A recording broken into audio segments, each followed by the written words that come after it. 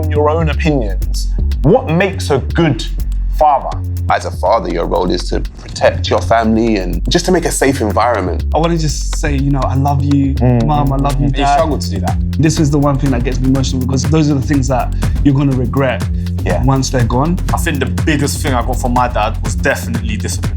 Prioritizing certain things in discipline. A lot of fathers live vicariously through their children. He's proud, and that's how I think a lot of fathers show their love. My relationship with my dad is like a superhero to me. And my mum can control me. She'll be like, I'm getting your father. Your Don't want me to call your dad. Come on, I'm like, okay, Mum, I'm sorry. Please define toxic masculinity. We live in a world now where chivalry is punished. So many young men are suicidal and desperate. As if there's no toxic feminism. There's one group of people that says, yes, your life does suck. And that's these toxic masculine people. What are you gonna do about it? We're talking about fatherhood, family, daddy issues, right? Like, fathers play a big role in like all of this. Whether they're there or not. Listen, present, not present, good, bad, like it doesn't matter. I think that is what it really, especially for us as men, probably what a lot of this all boils down to, right? And like, I think this is such an interesting conversation. I'm wondering if we can start with like, in your own minds, like from your own opinions, what makes a good father? Like, how do you define that for yourself? What is a good dad? Let me start here. I think the first thing we should just lay out is Let the father that they're start. present, Yeah. I think. that would be a good... I mean, it sounds so simple, but like, I think, in the society that we live in and, with my friends around, a lot of their dads weren't around and you can see how that has played a part in how they approach things or how they, think things through or whatnot. But I think, I'll start off with there and just say, I think presence is important. Yeah, I love and then that. we build from that. So what do you guys think? Yeah, I agree. Yeah? Absolutely. I'm very grateful. I got brought up with a family. I think love for me is a massive thing. I got brought up with love. Love. So everything my family believe in is just surrounded and starts with love. So interesting. Love, I feel like you hear from fathers about their kids, but you don't necessarily always hear from kids about how they felt from their fathers. I'll tell you why. Like, yeah, go I'll tell you why, yeah. We're talking about this topic. Yeah. Their central role of the father is to be that dominant position. You think? In the household. Right, yeah. man, It's just a dominant. took a It's a sharp dominant. left Yeah, turn. it's a strong. Yeah, it's a dominant position. Yeah. Compared to obviously what the mother does, which is the sort of the opposite in a way. She's the nurturing, and the dad's the protector, the income. Teaches the kids in another way as well, but it's also not there all the time. Funnily enough. Fathers get hated a lot, more so than mothers do. And I don't think it's warranted. Do you think? Yeah, I think a lot of people will say, oh, my dad. They won't say it about their mum. Really? You will hear them say things about their father more so than you will about something negative than you will about their mother. And I think that's because only until you become a father do you understand what it is to be one. And just like you were saying, a lot of the time the father's role is focused as one myself. I remember raising my son and saying my role was to provide and to protect. And sometimes the love aspect gets lost. I have disagreed with almost everything that everyone has said. Surprise. No, I really. So love and presence are not. Yeah, let's deal with. Can we deal with them? Can we deal with them piece by piece? Present. Yeah. When you say start there, it's just like a lot of dads thought that that's all it needed to be. That's why I said start. That's the foundation because I don't think that's enough. When you say present, it's just like, it depends on how. So I would ask, how has everybody's dads here been present in their life? My dad, he was present and he taught me a lot of things. But funnily enough, I got some bit also from my granddad as well. So I think that position of a man being present is a very good foundation. And I think it's part of that central sort of role. So your dad was around, lived in the same house. Yeah, exactly. was lived in the same house co-parenting with your mum and that. How about the rest of Okay, you? cool.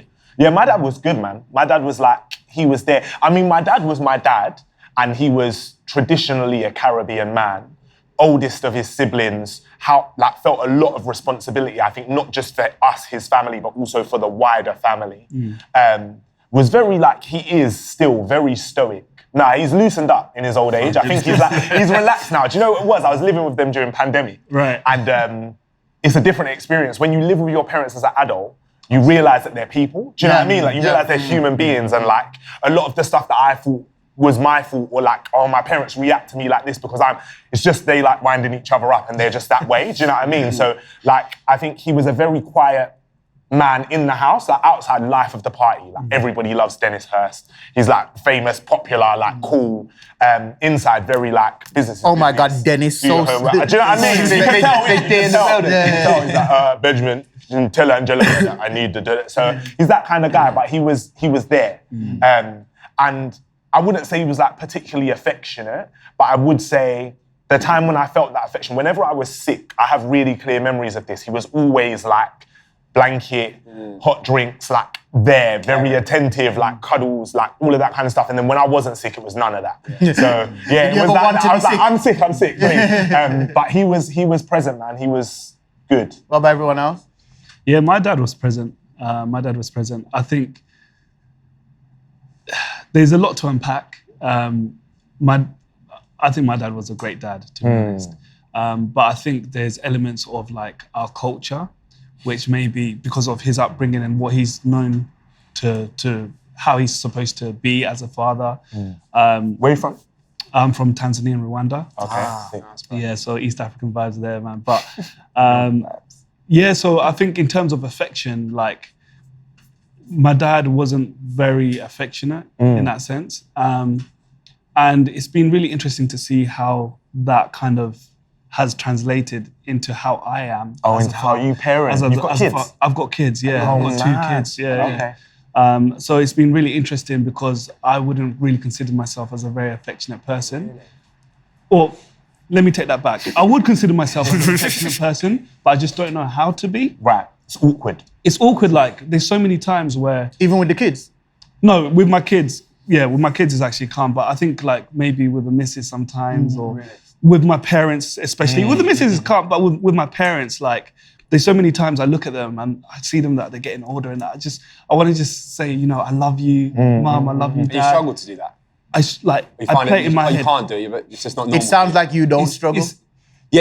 Honestly, like, I could be looking at them like, honestly, this is the one thing that gets me emotional because like those are the things that you're going to regret once they're gone. But it's like, you look at them and you're like, I just want to say I love you and give them a hug or give them a kiss on the cheek. But it's just, I've never done it. So it's like... Why don't you do it? I haven't grown up. Doesn't feel natural. It doesn't feel natural. It depends how you grow up. Yeah, it depends like how you were raised in that sense as well. Honestly, how was it for you? I could talk about my dad all day long, mate. I love him to bits. Best friend, like absolute legend. I'm so grateful for the way I grew up. Like I said to you guys earlier, like, I don't come from so much. I don't come from so little. But my family was really built on love, and love is everything in my family. And my dad was just an amazing guy. Like I saw him go through so many ups. I see him go through downs. I learned so much from him. You remember when I said that I had an issue with almost what everybody said when you said love? I got a connotation that I want you to clarify whether I'm correct or incorrect. Please do. Because sometimes when I hear people say that they've been in loving families, sometimes I'm hearing them say that they've been in families that maybe wasn't so heavy on the discipline aspect. Oh, okay, I understand, yeah, but no, discipline was huge in my family. Like, mate, my mum beat me with that wooden spoon. If I swore, my mum was making me eat soap with boys, I swear. I was child abuse. If my mum pulled down that wooden spoon, I'm running for days, I tell you. No, but I think just deep down in the core, it was all about love, you know, like, and that taught me manners, that taught me how to be a real person. It taught me like how to say please and thank you, you know, like, do things proper, and I'm so grateful for the family that I have in my life today, and especially my father, my dad. Like I said to you, he's gone through so many ups, he's gone through downs. He's a very powerful, proud man. So when he lost his job a few times, I really saw in him and how it affected him massively. And that's how for me today, I learned from that, because I don't want to go through that. That's now why I work for myself, because it's like... It's interesting what you took from that. Well, in what way? You took make sure that I don't lose the work, rather than make sure that I don't make the work define me. I think what I'm trying to say is that, look, you can, my dad had a so-called good job, and he could still lose that job. So, and I was like, well, why would I want to work for someone else and still have the chance of losing it when I could work for myself? You could still lose. How was the love? How was the love different between your mum and dad? I think it was very similar, actually. Very similar. My mum, they're both very similar people, very caring, very loving, and just very giving. Shots? Sorry? Who called the shots? That's a very good In my question as family? well. Yeah. Oh, I suppose a bit of a mix, you know? Yeah, when it's the wooden spoon is what made you know, innit? I like that. I like that you said that, because I feel like in a household with a mum and dad, and if they're married and whatnot, but I feel like it's really important that there is that unity and teamwork, and it's important that the kids see that as well, the children see that. So there's a lot of stereotype or a lot of expectations that the dad or the guy has to call the shots, or woman has to whatever. But I feel like there is a teamwork that is needed. So yeah. Don't get me wrong though. If I was behaving like a little shit, and my mum can control me, she'd be like, "I'm getting your father. Your dad. Don't want me to call your dad." Come on, I'm like, "Okay, mum, I'm sorry." Yo, did Dennis do that? He didn't have to, bro. Yeah. I actually grew up without a father.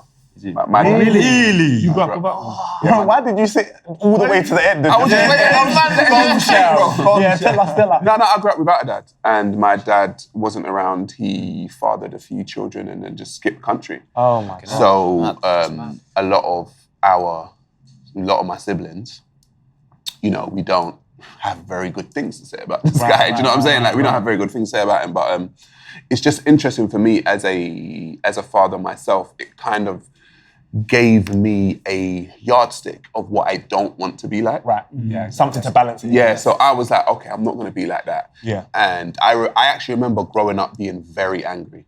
Like, I was very angry towards him. And it actually crescendoed in the fact where it got to a point where I remember in my teenage years, I actually said to myself, if I see this guy, I'm actually going to have a fight with him. Like, I'm actually going to have a fight with this guy because it was like a culmination of broken promises, Right. like So saying, promises were made. Was he? oh yeah, promises were made. Can I ask when he left your life? He left when I was around 6, 7. So you actually... Because when you said he wasn't there, I thought. He just From birth. Yeah. I thought. No. So the thing is, he was there up until I think I have memories of him in and around 6 or 7. Right. And then he was gone. Like, I think that's even harder though for you. And so, you learned something. yeah, Gone, but yeah. he used to I used to speak to him occasionally, and he used to make so many promises. He lived like in America, like, oh, this summer you'll be coming to me. This summer, blah blah blah, and it would never transpire. And it got to the point where my teenagers, I was like, you know what, fuck that guy, yeah, because if I see him, it's gonna be on. And then it got to the point that when I became a father, I was like, you know what, the angst and anger that I felt towards him, I would never want my son to feel that. Like, I'd never, because my son's 11 now. I don't want my son to feel that. But it's just like, when you talk about fatherhood, like fathers need to be very careful about how they mold their children and the effects that they have on their children, because it can be quite detrimental. We are who we are today because of our family and our parents. We all today are ourselves because of our parents, I believe. I know a couple. They play a massive impact on our lives. Yeah, I know a couple men that have beat up their dads. Really? Serious? Oh, serious. Physically beating their dad? Yeah, because of their mum. Terry Crews is a big famous actor, and he's opened out how he beat his dad. And stuff. Yeah, because their he used to mum beat his mum and all that. Yeah, I've got a friend where literally he found out. It's the maddest story you could ever hear. Go on. I'm at a shop, and these guys walk in, but they look exactly like my friend. Yeah.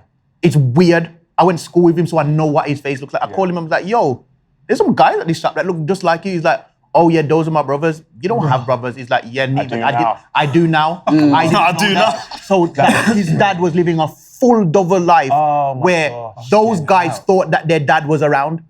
Do you know what's so interesting? You say that. It's the same thing happened to me. I found my brother when I was in my 20s. And with different mums. And I found out that my brother is 3 days younger than me. What? Yeah, he's 3 days younger than me. So my dad had 2 women in hospital at the same time. Mad. Children. Yeah. I mean, me and my brother are great now, but I didn't know that I had one until like my 20s. Yeah. Do you get what I'm saying? See, that's not good fatherhood, man. That is just... Can I ask, do you still speak? Have you spoken to your father? Now or not really? Or when's the last time? not So you have a really. really little relationship with him? No relationship really, if I'm totally honest. I find that If you see him wild. today, what's No, the vibe? I don't have the same No, I angst. know, but I mean, what is the vibe? The vibe's just like, hey, how you doing? Kind of. But you don't want to reach out to him, nothing like that. It's not really worth it. To you. No, not for me, because I think for him on his end, what is very interesting, because as a father, and I get it as a father myself, he now knows that he's got grandchildren and blah, blah, blah. But because he hasn't built that bridge with his other children, it's like he doesn't know what to do. Yeah, I get what you mean. Do you know what I mean? Like, he doesn't know what, and so he'll talk about his grandchildren, but it's like, bro, no one checks for you though. Yeah, Do you know what I mean? Like, really part of no one checks for you, bro. He didn't fill that role. What you're describing is a delusion I've noticed with a lot of older dads. Obviously, I'm Caribbean, so I only know. So I'm not saying it's exclusive, but I only know Caribbean fathers, and it's like there's a lot of them that is just like they have this delusional relationship about what relationship their kids or their grandkids have with them. Like in their heads, it's all lit, but it's like, no, you hurt us. Yeah, really. But it's like. I actually had that when I saw him last. I think it was 2018. And he was speaking like that. He was speaking like, oh, you know, someone, and just shout someone. So I'm like, bruv, no one knows you, bro. What are you talking about? Like, but in his head, it's like, this thing is... To make him feel better, I think. He's Jamaican. Do you love him? I just said No, I don't think I love him, but I don't hate him. It's just he's another human being. It's the craziest thing, because I think to myself, it probably could have been different if he had put in the effort. Because remember, it's not just me, he's got a few children. Do you know what I mean? So it's like, if I'm feeling a certain way... Does he have kids in the States that he has a completely different relationship doesn't. Do you know what, a very interesting story was, I found out that I had a brother because my granddad died. It's usually the funeral that tells Yeah, it's so my granddad died, and I found out all of this stuff, and then it's so crazy, because I met my brother, and we said we need to talk, because this was at the funeral. Like, you know, everyone's gone back to the house and everyone's chilling and blah. I was like, bro, like, come, let's have a talk. Do you know what I mean? And we just went for a walk. And it's that at that point I found out all of this stuff. And I was like, that's mad, how old are you? And he was like, oh yeah, I think I was like 26. And I was like, I'm 26. And he was and I was like, when's your birthday? He was like, April. I was like, April when? And he was like, we were 3 days apart, right? We were literally and then it got to the point where I was like, my dad was there at the funeral, and my dad, because it was his dad that died, and he tried to come to me and talk to me, and I said, you know what's interesting? I said, I don't have an angst towards you because you claimed me. I said, I got angst like that, but not like your other son. Yeah. He's got angst. I said, I just went and talked to him, and he's got some crazy... I said, you need to go and talk to him. Yeah. And it was interesting because he is so mad. My father was married to my brother's mum. Right. He wasn't married to my mum. And he didn't claim. So my mum was the side chick. But apparently he loved the side chick more than he loved the wife. And he claimed me and didn't want my brother. It was crazy. True. That's crazy, and I want to ask questions about it, but I also really want to... I don't want to miss your relationship with your dad, because I think that's important me? as well. Oh, yeah, you didn't answer the question. Oh, okay. No, I've got a good relationship with my dad, and like it's like for me, PK, pastor's kid. I grew up, and at one point, I realized that my dad was human. I realized that he was flawed, right? And that was like a big shift for me. And then kind of have to figure out how I'm going to be a man myself and take the traits of him that I want and don't want, which leads to what I wanted to ask you guys. Which age was it that like when you realized? Were you a kid or were you there's different stages. Right. So he's just like, it was like one chink in the armor at maybe like 10, 11. Right. Then another chink in the armor at like 14, 15. And now I'm a grown man.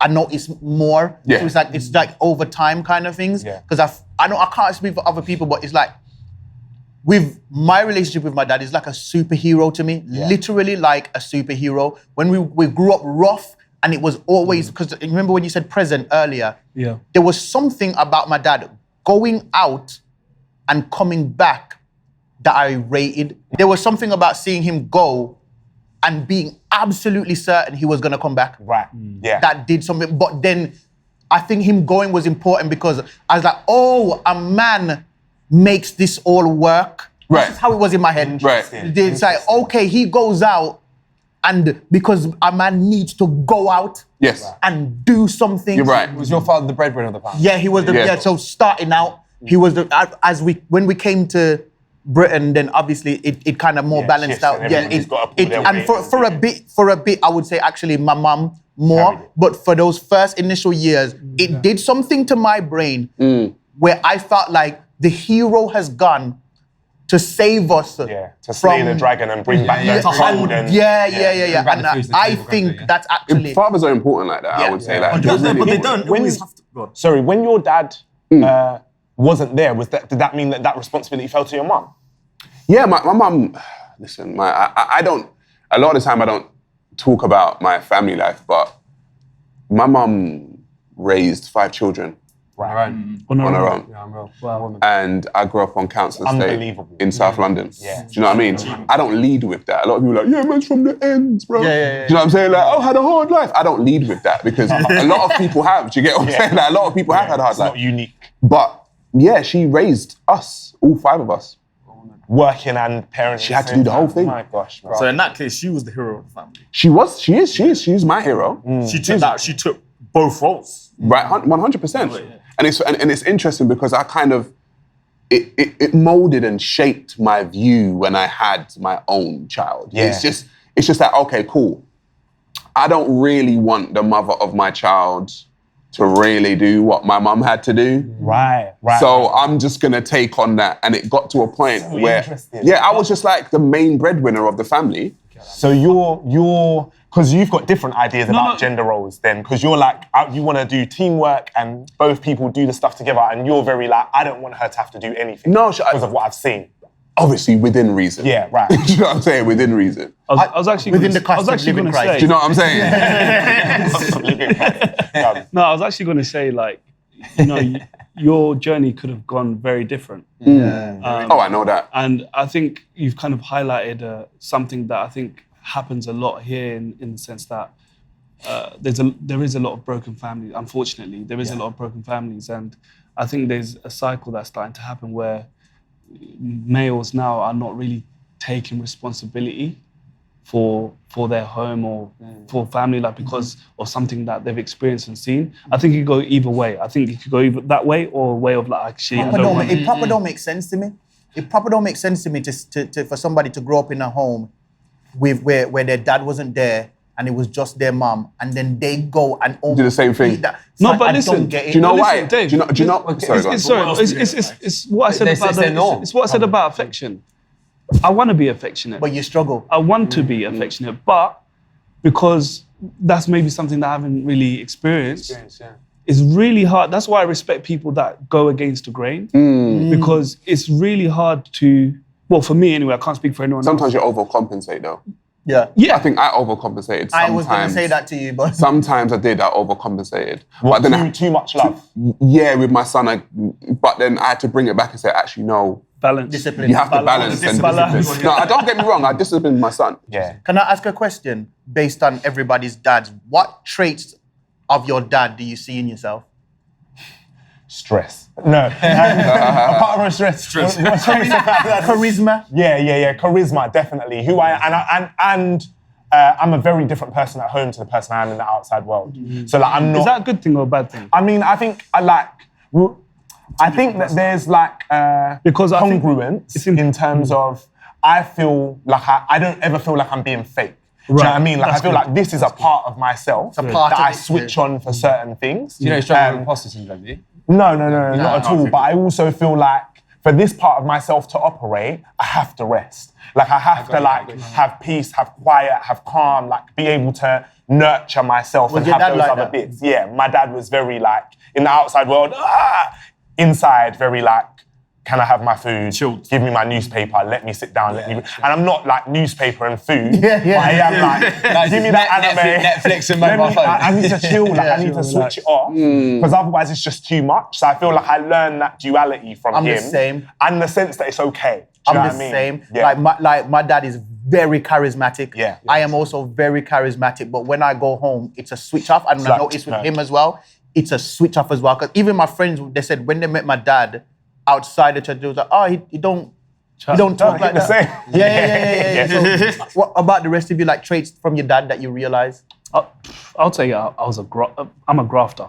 I'm And that's, again, just based on my upbringing. You know, we came here as refugees, do you know what I'm saying? And Refugees, bro. So from the 1994 genocide in Rwanda. So we came with nothing, and the fact that he was able to provide, make something and put food on the table for us. Care for a family. Like, just, I'm telling you, man, like, we would finish school, primary school, and he would pick us up, and you would see him and my mum go to the field to pick strawberries.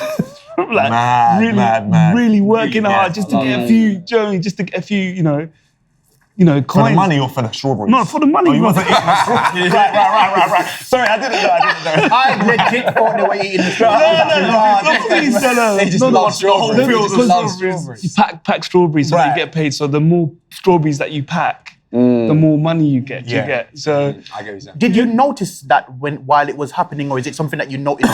later on is when you I didn't see it at the I thought it time? was just a little, do you know what I mean? Yeah, little thing that, you know, they'll do. everybody's doing. And I was with my siblings as well. So My older siblings knew what was happening, but they kind of sheltered us from that. But just, you start to look back and see some of the stuff.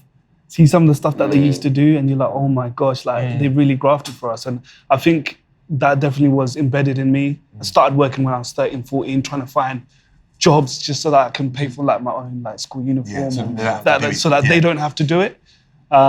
So yeah, man. So I think that's one of the biggest traits I've got from my dad. I really respect him and my mum. So I think the biggest thing I got from my dad was definitely discipline. Right. Prioritizing certain things in discipline. Look at the strength of Channeled the inner. It's funny you say that because it's like he's the one who taught me martial arts. Right. He introduced me to martial arts and that whole world of like combat. Right. Yeah, and because he did. Now I know why you wanted us to get in the ring with you. Yeah. To show us up. Yeah, exactly. So I definitely got that sort of. I can that imagine how focus. much of a bonding experience that must have been. Yeah. Oh, it was a proper like it. Because you know when he talks about love. Yeah. He showed me his love through that. Yeah. Even though I was getting a bit hurt, maybe a bit rough. Did you know that it was love though? Or did Not at the time. Not at the time. That What did goes you think back- it was? Only now. A lot of fathers live vicariously through their children. And I think the reason why your dad probably taught you martial arts is because I've done it with my son. That's why I'm laughing at it. Because it's like, you know that you have limits to because you're getting older, you have limits. But you see when, you see when you see a young person do it, you're like, that's me. That's what I do. Like, that's what, and it's like, that's why you see like Tyson Fury's dad, like, take his shirt off, like, he's like, because look at my son. Yeah. Do you know what I mean? Proud. And it's proud, and that's how I think a lot of fathers show their love to their children. Yeah, but sometimes it doesn't translate because, like as you said, it didn't work at the time. Because I always say this thing that I just didn't feel the You didn't sort really- of love he was talking about at the That's what I'm time, trying to only say. to realise it now. That's what it was. Yeah, but I don't want to. But that's not good. Fair. I want to realize it in the moment. I think we as men need to learn how to translate love properly. Because I always say, it's like dads, you were saying earlier that it's a dad's job to protect and provide. And I always say, like, a kid's not in the house looking up at the light like, Daddy loves me because he's kept the light on. It's just not how it. It's not how it translates. We actually have to learn how to communicate it in a way that is clear. Yeah. So that they understand. Yeah, because some of the tasks are thankless tasks. Do you know what I mean? Some of the responsibilities of having kids are responsibilities. Why do you think they always love the mum more? And that's separate to showing love to those See, I children. disagree on that, you know. You What just disagree? said. I Why they disagree. love the mum more? I think that Because the reason why I disagree is because as you get older, that realization, because life is not life is in stages. Like, you don't just get everything at one time. Just like you don't eat steak and potatoes, you have to get weaned onto it. Do you know what I mean? As a child. And I think a lot of the time we think that we're supposed to get everything at one time. It's not until you get older that you realize, actually, I know what it takes to put lights on and to put gas on of course. and to keep a house running as you get older. And you're like, actually, I've got a new appreciation for my dad or for my I think love should be the whole time. Yeah, I think those are two separate things. And in an ideal world, You don't think love should be the whole time? would you do them at the same Because time? when you get too much love, you're just I ain't say too much. true. I ain't say too True. much. But I'm So as somebody who experienced love is a lot of everything. love, Yeah. what is your opinion on it? I think love is everything. It's the most important thing in the world. But what did it look like or feel like for you, and what traits did you get from your dad? I'll start with the traits then. So I think from the traits I got from my dad was definitely to be love, care, affectionate, and the ability to put others first. My dad always put everyone ahead of himself. He looked after everyone, and I do that with myself. So when I see it in my life, I always like to make sure everyone I'm in a room with is taken care of before myself. And I like that bit. I like that I can do that. But yeah, I'm very selfishness. Selflessness. Yeah, and I like that ability to be able to do that. And There's a quality to it. Yeah. I don't have kids, and I don't want to have children. Why? Now, if I had the child, I'm going to love it. I'm going to care for it. Right now, whilst there is no love attached, as it doesn't exist, the idea of it feels long. I think really. I think guys. I think guys leave, not because of the kid, but more so for their own sanity, man. No, more so the relationship or dynamic that they have with the woman. And so what I'm gonna say with that is, I think you will get to know a woman properly after you live with them. It's like the honeymoon phase. The honeymoon phase. Listen. I think when you're dating a girl and whatnot, there's going to be elements of her that you don't fully know. Because you're not living with them 24/7, right?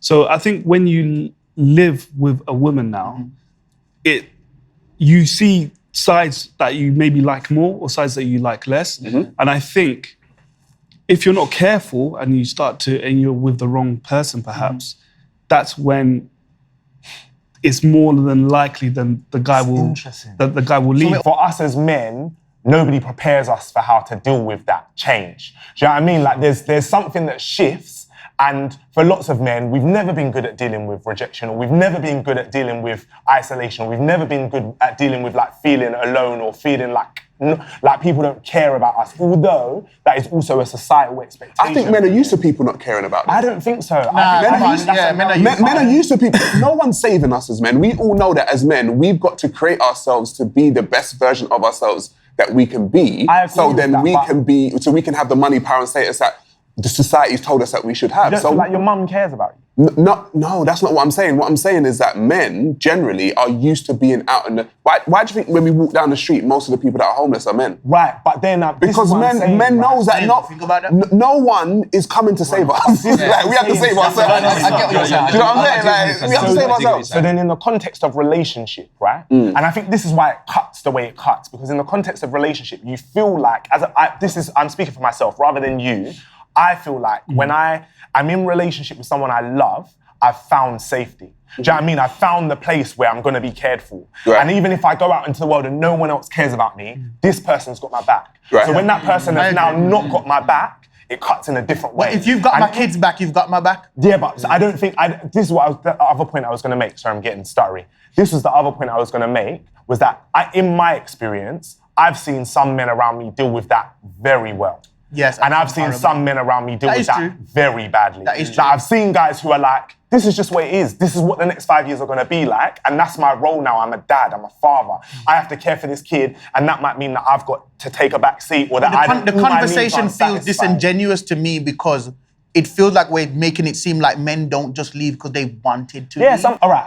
I feel like now we've had that bit of the conversation. Right. I have some more context. I feel like I understand everybody a little bit better and where everyone's coming from. I do want to open up this conversation about gender roles in the family, because I think that's interesting, right? Like, what is the role specifically of a man? Like, in the family, what is a man's role? Like, and especially for you guys as fathers, like, how does that work for you? What's your vibe in terms of like, is it very defined? Is it very strict? Is it like, did you agree it together? What's the vibe? I think for me, it's just, you kind of fall into it. I mean, the cost of living crisis has made people, realize that, okay, maybe I can't be the sole breadwinner. Do you know what I mean? But maybe we need to. We need like. I will allow you to help me now. Yeah, you know what I mean? But I think as men, your role, as a father, your role is to, at least protect your family and, nurture them in a way just to make a safe environment. For me, it's making a safe environment Protect. And the thing is that comes under protection, doesn't it? But just making an environment safe for. Sometimes we sound crazy saying that in the first world, though. Like protect, like what we. Yeah, protect them from LimeWire viruses. Yeah. Like it's like I feel like we have been offered the luxury to focus a little less on protection. Yeah, in some ways, but maybe. what kind of protection are we talking about? That's what I was going to say. Physical, but the physical one. More than physical, there's a lot of other stuff. Other one, that's more important. Like for instance, if I had a kid, it's hard in this world. And it's why I've said I don't want to have children because growing them up in this world, I feel like it would be very difficult. How do you protect your kid from social media? Yeah. That's the guidance. But do you think it's easier to this day and age, or do you think it's harder? Because I think in some sense it's easier because we've got access to so much more stuff. No, the exact thing you're saying is why I think it's harder. It goes both ways. That's what I was going to say. I was just about to say, it's easier, but then in some way it's harder. I literally just think it's harder. And also, do you think that's there's two sides to that argument though? Do you think that role falls specifically to men? Like, in terms of if we're thinking about protecting kids from social media in your family, do you think that's like a man's job, or do you think that's like a... It's the mum's job if she has to, but I really think... I don't think it's a mum's job. I don't think if she has to, I don't think you should put that down to a parents thing. I think that's society, mate. Like, that's something we just, as general, need to learn. It comes from parents, it comes from teachers, that comes from friends. I think that fathers do have a role of discipline, and it's not so much because we are better I think it's actually because we're a bit more disconnected. This is gonna sound, fathers will have to speak to this, but like you said, like we said, obviously a woman carries the child. There's a maternal instinct that is embedded from before the child even gets there. And I feel like their instinct a lot of the times, not all the time, is naturally to love and show affection and care and nurture. Whereas we have just enough disconnect to love, but discipline. I think a man can see their child hurt if we believe the hurt helps. Children know instinctively, you knew as a child instinctively that you could cry to your mum. You could cry to your mum. No, you knew you could cry to your mum. You know instinctively as a baby that you cry and someone comes. And whoever comes is the person that you learn to cry to, because that's the caregiver. It's your mum. You know you can cry to your mum. Because the mother is the person that's expected to do it. Not because there's a natural impulse in women that's not in men to respond to a crying baby. I've spoken to mothers. I look at a mother having a child like this. When a woman has a child, it's like their heart starts running around on legs. That's what it's like. Yeah. The level of connection is different, but I feel like the disconnect that men have is, I don't look at it as negative.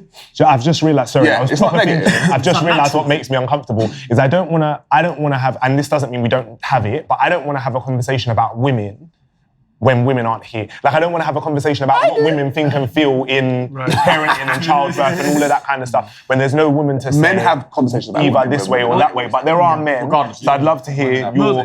Men all the time. That's what I was going to say. I think all I can say, I've got a boy and a girl, and the way that I treat them is slightly different. I was just about to ask you this, actually, because I'm one of four, right? I'm an identical twin. I've got an older brother and an older sister. Right. And I see...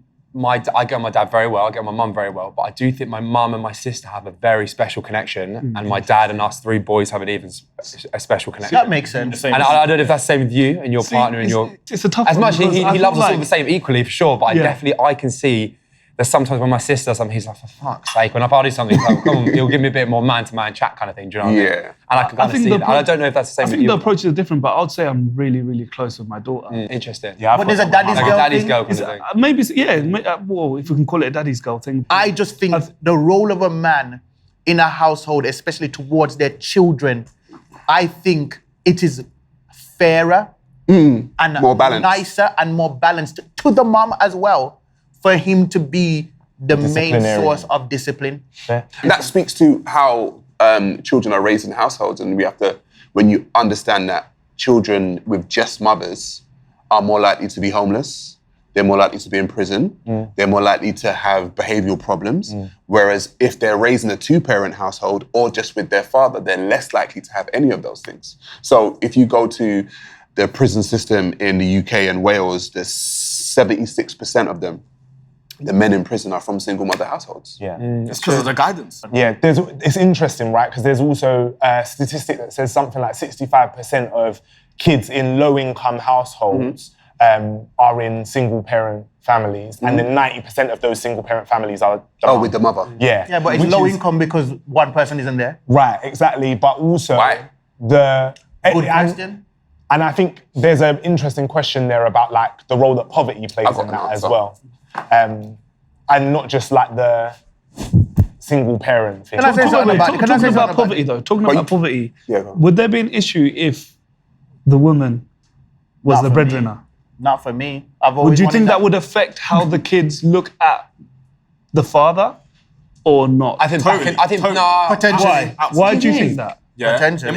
Imagine you're Those society's roles. No. But listen, why would it affect how you view your dad? You Why can would that still, affect- you can still He provide ain't the discipline. breadwinner. Sorry? He ain't the breadwinner. But that's not Everyone everything. else is going, oh, my dad's like this, my dad's like this. But is that what you would define your dad as the breadwinner? When Because you- there's more when to we a were father describing than our that, isn't relationships to dads, no one spoke about jobs. Exactly. I thought that was interesting. Yeah. Yes. I wanted to add on to that point as well about class, right? That like it's interesting. I always think these things are like very dependent on analysis, because I think maybe the way I see it is like if you're born into a low-income family, the statistical chance of you being homeless or being a criminal in inverted commas, but ending up in jail or prison or whatever, ending up on drugs, risk-taking behavior is higher. But if you're born into that environment and then your father leaves, I don't know if the father is necessarily the thing, but then I also think maybe it is. I'm not sure. It's interesting. I don't know. Fathers are important. When people say, "Oh, the fathers are leaving," the fathers aren't leaving. Women are leaving. No. And this is women are leaving. And this is the thing. Well, it is what it is though, because you would. I can't allow it. I hear you can't allow it, but then let's get some pushback. I'm just saying that you were talking about deadbeat dads earlier on, and I'm saying I think the deadbeat dad trope is something that a lot of mothers use because of their non-accountability. Nobody, unless the court system get involved, can stop me from being a father to my child. You've never been a father. No, I'm saying if I was a father, do you understand what I'm saying? No, I don't. Me and you having an issue. I'm saying, let's say I have a difficult baby mother, very, very difficult. I will acquiesce to her weird demands to look after my children. But why would That's up to you, bro. It's a different conversation. That's up to you. For a different time. Izzy, I wanted to ask you, you mentioned about having a son and a daughter. Yeah. And I'm wondering if like the role that you play in the life of your son is different to the role that you play in the life of your daughter, or if you parent them both the same. You mentioned that maybe it's slightly different. Like, what's the vibe there? The thought process is very different for me in my head when thinking about raising a daughter. Obviously, I know what guys are like. You know, I've been that. That's what guys always say, but yeah. I've been that guy. So for me, I want to raise my daughter To never meet. having reassurance, validation, knowing her worth. And I think that has a different approach with Raising your son not to be that guy. Yeah. But also, I also think in terms of, it's taught me a lot of patience as well. Because I want both my kids really I want them to see me as a good example of what a man should do. You know? So in the context of even how I treat other females, how I treat my wife, do you know what I mean? So there's a lot to think about in terms of just how I am with her. Would you guys rather have like a son or a daughter? I'm glad I got a son, if I'm honest. I thought so. But listen, if I had a daughter at this age and she was 11, with the TikTok generation and so I said, if I had a daughter at this age with the TikTok generation, all this kind of stuff, bro, she'd probably no. Do you want any more kids or not? I could have another one. I don't mind not having another child. What about you, bro? Son or daughter? I don't really care. It'll be a surprise when I have kids. I'm just like, whatever comes out. There's nothing I'd rather have one or the other. Side? Of course, both are good. But to start off, a son. Yeah, I love having a daughter and for her to be the oldest. There's just something about having a daughter. It really has shown a lot about myself. like I've learned so much about myself because obviously, you know, as a guy, like you always want a guy and you want to, you know, teach him how to box or play football. Would you have been able to just have the daughter and not? Obviously, your son's here now, so it's like a wild question. Yeah. But I'm saying, if you had just, in a world where you never had any children, if you just had a daughter, would that be okay? I think so, honestly, and I think even with my personality, I get on with females anyway. Like I grew up with obviously my mum and 3 sisters, 1 brother, so I knew how to relate to girls and you know the stuff that they obviously I haven't experienced it, but the stuff that they go through and everything like that. So yeah, I've got no complaints. I really enjoy it. I'm really glad I've got. What about you, Ben? It's an interesting question, man. I don't actually have an answer. I think answering the question creates the illusion of control in my mind. And I think actually reality is that like, I could have a baby, it could be intersex. I could have a baby, it could be male, female. I could have a baby and I could think it's a boy and it could turn, like be trans and want to be a girl. And I don't know. What? Well, it's reality, isn't it? Like, what are you talking about, bro? You could have a baby and it could be intersex. Do you not know what intersex is? You mean a hermaphrodite? The word for it is intersex, yeah, born with like a mixture of like gonads and it just seemed like you were like promoting that type of... No, I'm just saying reality is okay, fair enough. Like that you're not in control of what happens when you have a child, do you know what I mean? So I'd rather have a son. Listen, man, as a father, you gotta mold them. Can I ask I think it's a different set of challenges. Why would I prefer having a son? My reason is very simple. What's that? I don't want man to touch my daughter. If we were a group of women though, do you think the answer would be we'd all say go? It's like mad simple. My guys, thank you for chatting, man. I really appreciate that like we're able as a group of men to sit down and have a conversation. It's not every day you sit down with guys and talk about your relationship with your father. And I think it's very easy to skip that and move into the hypothetical of like, when I'm a dad, I'll be like this or I'll do that. But I think there's like a lot of value in thinking about where we came from and how that's molded us into the people that we are. So I appreciate having the time and the space to do that with you guys, man. Thank you. Thank you. Nice one, boys.